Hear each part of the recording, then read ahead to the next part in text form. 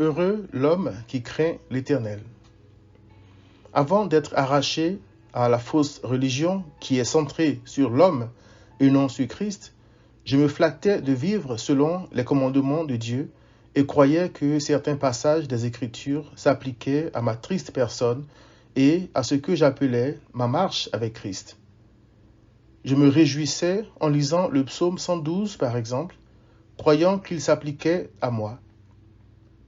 Ayant été sauvé de moi-même par Christ, et après avoir appris quelques rudiments de la justice de l'Éternel, je me suis tout de suite repenti de mon ignorance par la grâce de Christ. C'est une grave erreur que de lire le psaume 112, par exemple, sans y voir un hommage exclusif à Christ, le seul homme qui a parfaitement accompli la loi de l'Éternel et qui s'est offert en sacrifice pour sauver des pécheurs comme moi. Pour commencer, voyons les 3 premiers versets de ce psaume. Les premiers mots du psaume 112, « Louez l'Éternel », m'ordonnent de rendre gloire à l'Éternel pour avoir envoyé Christ, l'homme idoine, le seul capable d'accomplir la difficile mission de sauver des hommes qui ne le méritaient pas. Le premier verset dit ceci. « Louez l'Éternel. Heureux l'homme qui craint l'Éternel, qui trouve un grand plaisir à ses commandements. » Que veut dire craindre l'Éternel? Christ en donne la définition. La crainte de l'Éternel, c'est la haine du mal, l'arrogance et l'orgueil, la voix du mal et la bouche perverse. Voilà ce que j'ai hais. Dit Proverbe 8, verset 13. Qui a haï le mal au point de donner sa vie pour l'abolir? Qui a aimé la justice plus que tout et a donné sa vie afin de rendre juste devant l'Éternel ceux qui ne l'étaient pas? Hébreux 1, verset 9. C'est bien Christ. Il a dit, « Ne croyez pas que je sois venu pour abolir la loi ou les prophètes. Je suis venu non pour abolir, mais pour accomplir. » Matthieu 5, 17. Personne d'autre n'en était capable, ni dans le ciel, ni sur la terre. Apocalypse 5, verset 3. Le deuxième verset dit, « Sa postérité sera puissante sur la terre. La génération des hommes droits sera bénie. » Aucun être humain n'est droit en lui-même, car il n'y en a point qui ne pêche pas, déclare Ecclésiaste 7, verset 20. La postérité ou la génération d'hommes droits dont il est question dans ce verset ne peut donc être que ceux que Christ a rachetés et qui, sans être droits en eux-mêmes, bénéficient des fruits de la justice que Christ a acquise pour eux par ses meurtrissures. Ésaïe 53, verset 11, parle de cette postérité justement. Il s'agit donc des brebis de Christ. Lisons maintenant le 3e verset. Il a dans sa maison bien-être et richesse, et sa justice subsiste à jamais. Dans mon ignorance, je doutais de la fidélité de l'Éternel parce que je ne voyais ni bien-être ni richesse financière dans ma vie.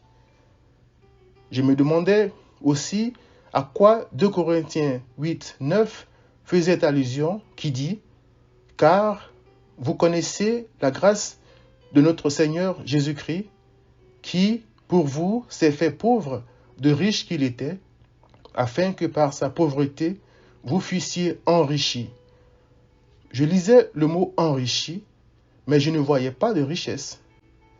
J'ai fini par comprendre qu'il était question non pas d'argent ni de grosses voitures, mais des bénédictions spirituelles dont Dieu a béni ses enfants dans les lieux célestes en Christ. Éphésiens 1, verset 3. Rien ne dit que l'Éternel n'enrichit pas ses enfants financièrement, certes, mais vu le nombre de millionnaires qu'il y a parmi ceux qui vivent pieusement en Christ, il est clair que sa priorité, c'est que ses enfants apprennent Christ et croissent dans la connaissance du Sauveur. 2 Pierre 3, 18, car le royaume des cieux, c'est lui et le reste vient après. Matthieu 6, 33.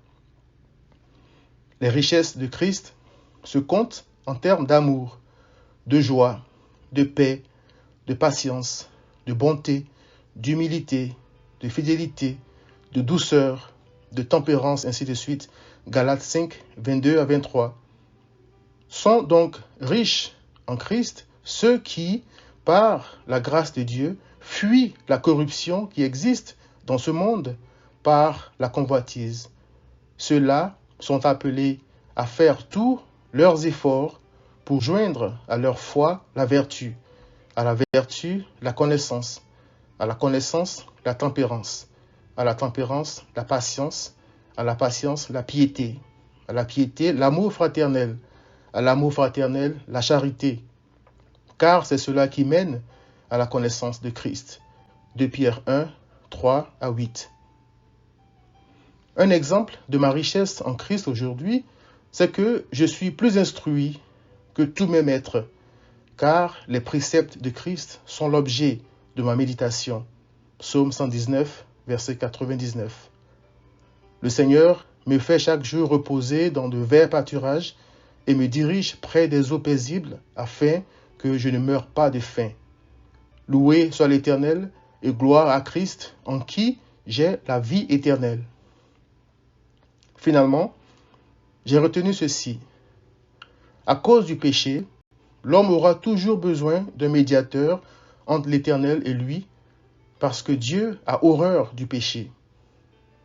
Celui que l'Éternel a lui-même oint pour cette tâche, c'est Christ.